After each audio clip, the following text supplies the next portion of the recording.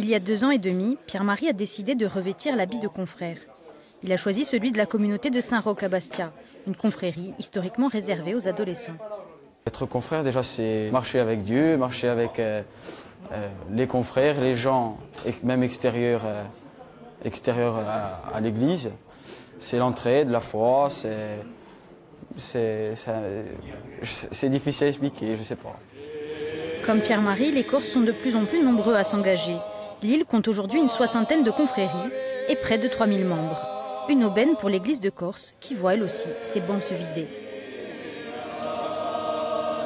Les confréries peuvent être un de ces lieux d'évangélisation au sens où il y a des jeunes qui veulent entrer dans une confrérie, pas forcément toujours d'ailleurs dans une démarche spirituelle au début, mais qui vont découvrir des croyants, des témoins, et ça peut leur donner envie d'aller plus loin, d'approfondir ce mystère de la foi.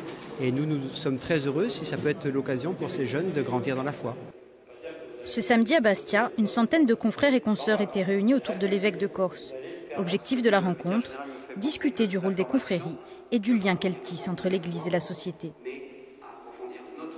Ce lien se fait dans tout ce qui est la charité, la présence de la charité, la solidarité des confréries dans la société, avec les nouvelles formes de précarité. Donc les confréries se sont adaptées pour apporter des réponses autant que faire se peut et prendre en charge des problèmes de précarité dans la société corse.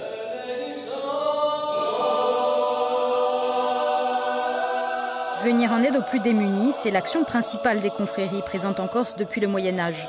Aujourd'hui, les communautés permettent aussi de maintenir un lien social et de perpétuer les traditions.